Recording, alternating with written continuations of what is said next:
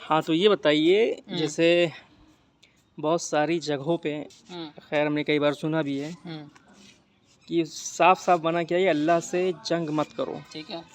تو اس کا ایکسپلینیشن کیسے کریں گے آپ؟ دیکھیے اللہ تعالیٰ نے تین جگہ ایسی جہاں پر اللہ تعالیٰ انسانوں سے جنگ کرتے ہیں اور بہت ہی وہ چیز ابھی بہت طرح سے جو ہے ایکسپینڈ ہو چکی ہے. پہلی چیز وہ کہ شرک، کیونکہ یہ شرک جو ہے توحید کے خلاف ایک جنگ ہوتی ہے. بھئی اللہ تعالیٰ نے آپ کو بنایا ہے، تو جو آپ کو بنایا، ساری مخلوق بنائی، ساری چیزیں بنائی، تو آپ اللہ کے بات نہ مان کر کے اپنے مرضی کے مطابق خدا بنا لیا اور اس خدا کو کہتے ہو کہ بھئی ہم اللہ کو نہیں مانیں گے، تم کو خدا بنا کر کے مخلوق کو ہم خدا بنا لیں گے. اس سے کیا ہوتا ہے؟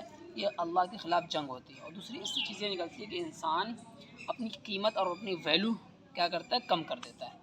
یہ دنیا ہمارے یوز کے لیے بنائی گئی اور ہم اس یوز کو ہم کہیں کہ بھئی ہم تمہاری بات کریں گے، بنا لیے اپنی مرضی خدا کرنے لگے. ٹھیک ہے. دوسرا، جو لوگ ولی ہیں، ولی کا مطلب یہاں پر سب اللہ کے دوست، جو لوگ انسانوں کو سمجھاتے ہیں، بتاتے ہیں کفر کیا ہے، شرک کیا ہے، ظلم کیا ہے، طاغوت کیا ہے، اس کے خلاف جاتے ہیں، ان کو سمجھاتے ہیں، ان کو بتاتے ہیں، اس کے لیے لڑائیاں کرتے ہیں، اس کے لیے مار بھی کھاتے ہیں، اس کے لیے لوگوں کو سمجھاتے ہیں، ساری چیزیں کرتے ہیں. یعنی ایک طرح سمجھ لو ریفارمر. تو جب آپ اللہ کے قانون کو لوگوں میں نافذ کرنے والا، لوگوں کو سمجھانے والا، ان کے بھلے کے لیے آپ اس ریفارمر کے خلاف آؤ گے تو ظاہر سی بات ہے اللہ کے خلاف آپ جنگ کر رہے ہو. تیسری چیز بڑی خطرناک ہے. وہ خطرناک ہے کہ ابھی پوری دنیا کے اندر ایک سسٹم بنا ہوا ہے، بینکنگ سسٹم، جس کے اندر سود ہوتا ہے. ٹھیک ہے. یہ سود کا سسٹم، جو سود کا سسٹم ہے، جو بھی انسان، جو بھی سسٹم اس کو فالو کر رہا ہے، وہ سب کے سب اللہ کے خلاف جنگ میں.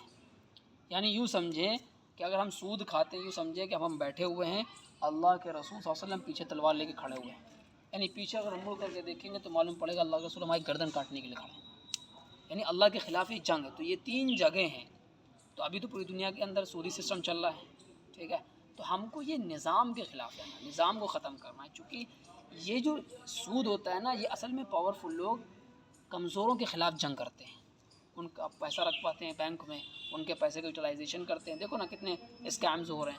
پیسہ بینک میں رکھا، لے کے چلے گیا، بزنس ایکسپینڈ کر دیا اور اپنے آپ کو کیا کر دیا کہ بھئی ہمارے پاس کچھ بھی نہیں ہے، 5,000 کروڑ، 10,000 کروڑ، 30,000 کروڑ کا لاس ہو رہا ہے. اب جو کسان ہے اس کے پیسے کو یوز کر رہے ہیں. تو اب کمزور ہو گیا، اس کے پاس تو پاور نہیں، وہ کیا کر سکتا ہے؟ تو اس طاقتور کے خلاف، طاقتور جو ہے کمزور کے خلاف ہمیشہ جنگ میں رہتا ہے. تو اس وجہ سے وہ کیا ہے؟ سود اور توحید اور جو اللہ کے ولی کے خلاف جنگ لڑتے ہیں، تو اللہ تعالیٰ کے خلاف جنگ ہوتی ہے. یہ تین جگہ ہیں. تو مطلب اگر آپ کو سمجھ میں آئی؟ اس کا جو ہے ایسا دیکھا جائے، اس کا جو نچوڑ ہے اس سے یہ نکلتا ہے کہ یہاں پر بھی جو ہے اللہ مظلوم کی مدد کر رہا ہے. obvious سی بات ہے، کیونکہ بینکنگ سسٹم میں آلویز یہ ہوتا ہی ہے کہ غریب ہوتا جاتا ہے اور امیر ہو جاتا ہے. امیر ہی تو قانون بناتے ہیں نا. وہی. اور جب پاور آ جاتے ہیں تو پاور کا آدمی غلط استعمال کرنے لگتا ہے، پھر الٹے سیدھے قانون بناتے ہیں. جب بھی اللہ کا قانون نہیں ہوگا، وہاں پر جو پاورفل لوگ ہیں ان کی اپنی مرضی کا قانون ہوگا. شیطان کا قانون ہوگا، جہاں اللہ کا قانون نہیں ہوگا.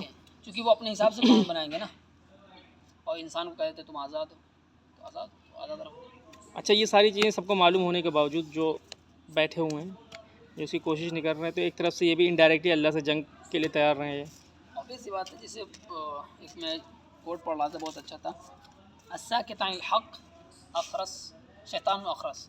کہ جو حق کو دیکھ کر کے حق کو بتائے نا، لوگوں کو سمجھائے نا کہ حق مارا جا رہا ہے، وہ خاموش شیطان ہوتا ہے. کہ حق ہے، پتہ ہے، لوگوں کو بتا نہیں رہا. یہ حق کا گلا گھوٹا جا رہا ہے، وہ خاموش بیٹھا ہے، بتا نہیں رہا. تو وہ شیطان کا ایک خاموش شیطان ہے.